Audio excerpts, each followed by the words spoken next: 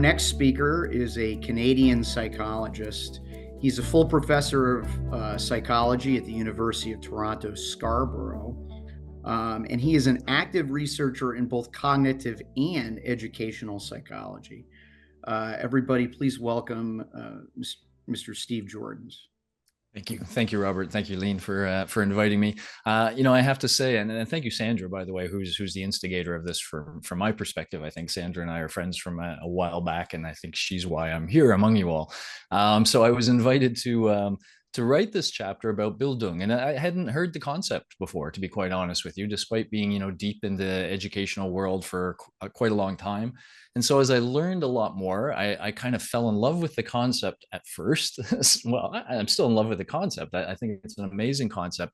But then I started thinking about all the forces that are working against us being able to develop this sort of Bildung mindset in future generations within our education system. And so my chapter became a bit of an exploration of that. And I admitted to Lean and Sandra that it was probably one of the most depressive chapters I've ever written, because typically when you go down and do a sort of critical analysis of a problem space, you then end by saying, but hey, there's hope, and here's some of the solutions. And I was having trouble with the hope part. And so it was like I was just leaving, but nonetheless, know thine enemy, right? And I think this is, as an educator, it is our enemy to kind of think about what are the forces that we're contending with. And so just to kind of go through some of the points I hit relatively quickly. I meant to start my clock when I did this, but anyway, I'll add 3 minutes to wherever it is. I started by saying, first of all, if we think of a Bildung human, and I was almost imagining this as sort of a modern man where we have the descent of humanity, etc. That Bildung human, first of all, their ability to act in a rational way depends on them having some good knowledge they can trust, knowledge that is accurate. And of course, there used to be a lot of gatekeepers on the knowledge that kind of bombarded us every given day. And those gatekeepers have disappeared largely, to the point where we all know that thanks to social media, false information, inaccurate information is often more present in our environment than accurate, because it usually has some sort of emotional punch to it that tickles our amygdala, makes us worried, gets us sharing that information with others as a sort of natural reaction of our primitive self. And then we end up, being bombarded with this mix of information. And so, that's the first enemy that I wanted to highlight is things like social media are really eroding the foundation of our ability to think rationally by contaminating basically our knowledge base that we rely on to do that. But let's say somebody is still able to kind of sift through that and feels like they have an accurate knowledge base. Well, I also pointed out in my article that two Bildung humans, were they to meet each other, probably would not agree on every issue. Even though both were committed to some of the same principles of rationality and humanity, etc. Depending on the knowledge they have encountered, depending on the experiences they have had, they probably come to each other with potentially different perspectives on a number of issues.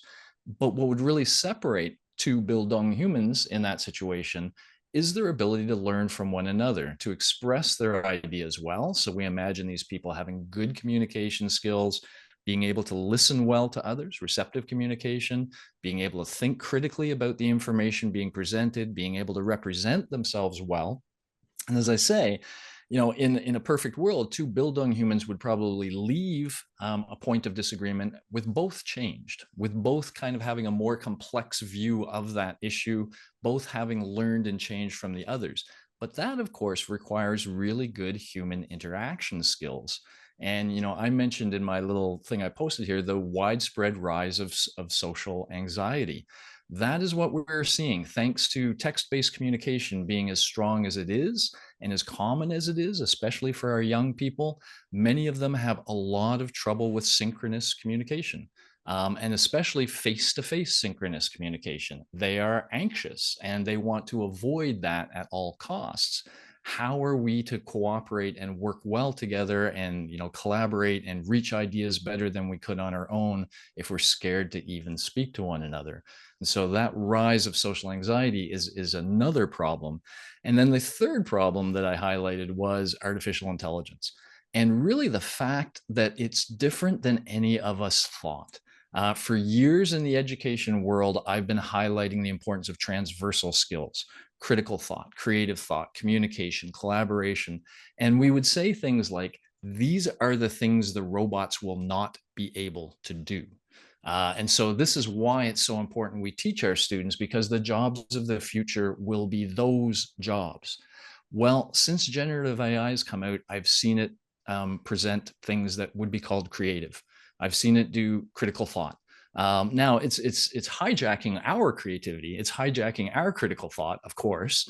It's not something that's emerging from the AI itself. It's able to harness all of the humanity of the past and mimic it in ways that do these things. But it's also unclear that's not what we mean by human creative thought and human critical thought, that we are, that creative songwriter isn't taking all the music that they've listened to and recombining it in some new way, but still that influence is through. So the worry I had with that is, if generative AI becomes good at doing critical analysis, at providing creative works, at et cetera, what's left? How do we motivate our students, to learn these skills, and to do these things? And the last thing I'll mention really quickly is we also have another, thanks to the pandemic, thanks to all the divisiveness, we've all been under chronic stress too long. Our fight flight reflexes are up there all the time. Thanks to this, we've seen a decrease value of society, and an increased value of the individual. And this is normal, by the way. When an individual is feeling threatened, we circle the wagons. We worry more about things close to us. We worry less about society and those big sort of, things that we might worry about if we're in a more liberal kind of mindset, for example. And so we see less social caring. And so all of these things are very troubling. And the question of how to reverse some of these trends or work around them is a really challenging one. And that's why I say it's kind of depressing. When I look at these forces, I think, well, how are we going to clean up our information? How are we going to deal with this social anxiety issue? And how are we going to get people again thinking about their neighbor and really caring more about the importance of living in a safe society of those sorts? I think those are really significant challenges.